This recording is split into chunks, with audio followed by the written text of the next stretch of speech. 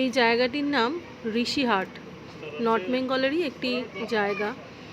প্রত্যেক বছর গরমের ছুটিতে পাহাড়ের কোনো না নর্থ বেঙ্গল বা সিকিম কোনো না কোনো জায়গায় ঠিক যাওয়াই হয়। তবে এবছরটা যেতে পারিনি বিভিন্ন সমস্যার জন্য, তাই এই পুরনো ভিডিওগুলোই দেখে মনটা ভালো করে নিচ্ছি। আর ভিডিওগুলো ছিল আমার গ্যালারির মধ্যে বদ্ধ হয়ে। আর স্মার্টফোনের যেটা সমস্যা, গ্যালারি ফুল হয়ে যায়, স্পেস থাকে না। তাই ভাবলাম এখানেই স্মৃতি হিসাবে রেখে দিই এই স্মৃতিগুলো। পাহাড় আমার বরাবরই খুব পছন্দের জায়গা।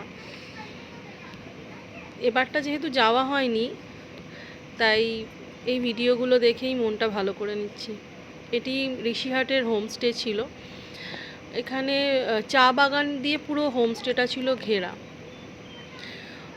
আর বিভিন্ন গাছ তো ছিলই, সুন্দর সুন্দর গাছ। আর হোমস্টেটা না ভীষণ সুন্দরভাবে গোছানো।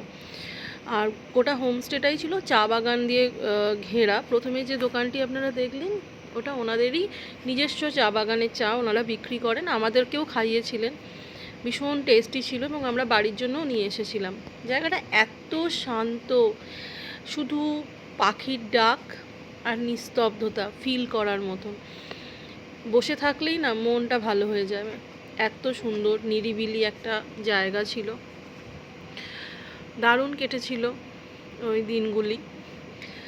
আগের বছরের, গত বছরেরই ভিডিও এটা। আর একটা অদ্ভুত শান্তি ছিল চারিপাশটায়। মনে হচ্ছিল শুধু এখানে বসেই থাকি, ব্যাস, কোথাও যেতে লাগবে না। গিয়েছিলাম চারপাশটাতে এক্সপ্লোর করতে, কাছাকাছি কি আছে। আর এটা ছিল আমাদের রুমের জানলা থেকে ভিউ, কাঞ্চনজঙ্ঘার ভিউ। দেখুন দেখা যাচ্ছে কাঞ্চনজঙ্ঘা, মন সুন্দর করা একটি দৃশ্য।